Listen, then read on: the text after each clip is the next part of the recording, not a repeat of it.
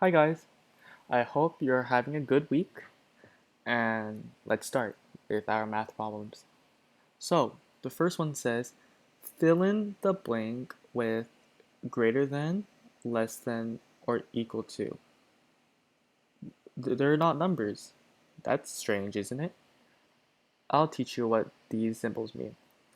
So, this symbol means greater than. Think of these mouths as like a monster. And the monster is always hungry, so they eat the bigger number than the smaller number because it's always hungry. They want more. So, with that in our mind, let's see what we got. So, 25 blank 23. Okay, let's look at the first digit 2 and 2. Well, since they're the same, they're equal to, we can't do anything about that. So we skip to the next digit, 5 and 3. Which number is greater, 5 or 3? If you say 5, that's correct because 5 is closer to 10 than 3. The more close you are to a higher number, which is infinity, the greater the number will be. So, since 5 is greater than 3, we could say that 25 is greater than 23. Makes sense, right? Okay, let's look at these numbers. Okay, let's look at the first digit. Which number is greater? They're the same. So we look at the second digit. Which number is also greater? None, they're both the same. So instead of putting this and that, we use this sign. This is the equals sign. So that means the numbers are the same. So 26 is equal to 26. Simple, right? All right, let's move to multiplication. Okay, so 8 times 2. Let's think of this as that's the amount. No, this is the amount, and this is the number we need. So this is basically 8 stuff, and we needed it by 2. So we basically just get that number, and we need to have 2 of those. So 8 plus 8 is 16. This is also the same. 8 times 2 is 16, because this shows how much amount we need to add. So if we do 9 times 3, basically we do 9 plus 9 plus 9, which is 27, and that's the same here.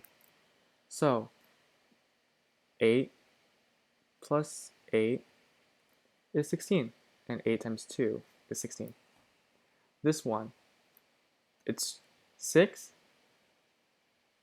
by, well, it's 1 by this amount. So 1 plus 1 plus 1 plus 1 plus 1 plus 1. You see the problem here, right?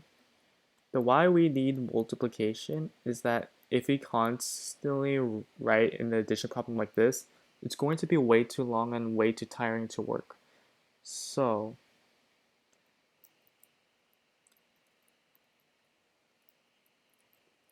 let's just count.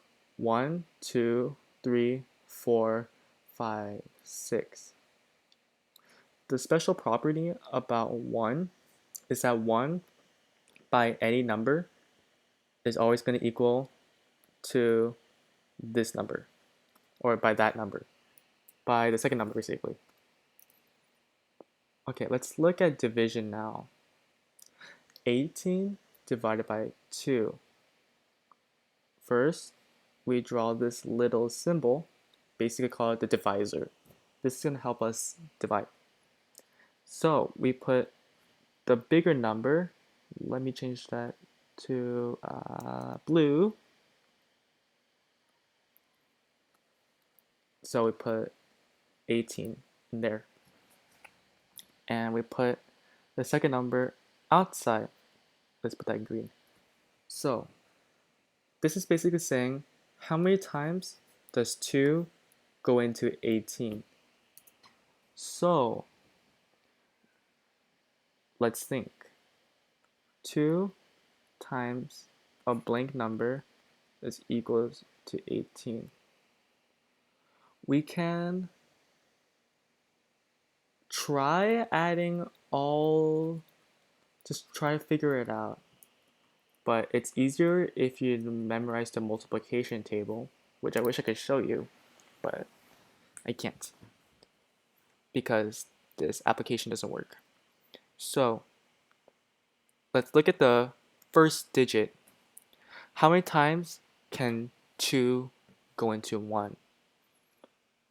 Well, that's not possible, so we just put 0. And 2 times 0 is 0, so we put 0 and that's 1. And then we drag the second number down. So how many times does 2 go into 18? Well, for this one, it really doesn't work, but it should be different. It could be different numbers sometimes, but this one's going to always be, this one's going to be the same number. So 18 to, well, we know that 8 plus 8 is 16. How about 9 plus 9? If we count, that's probably 18. So this is by 9. So 8 divided by 2 is 9. Alright, let's look at this one. 100 divided by 10. Those are really big numbers, but we're lucky that's 0. So let's make that divisor, and then 100 divided by this number, 10. 10, okay. So since this has 2 digits and this has 3 digits, we look at the one with the second digit. So how many times does 10 go into 10? It should be 1 because of the magic 1 property rule. So 10 times 1 is 10. So we subtract that. The answer is 0. And we drag that down, and that's 0. Well, you think we're probably done, right? No, you're wrong. Because we need to finish the division process, and in order to finish it, we need this number. Basically, the number that stops at the end is going to be our answer. So how many times does 10 go into 0?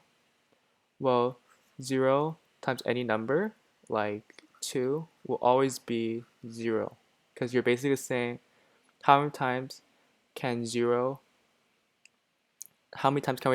add 0 by this number?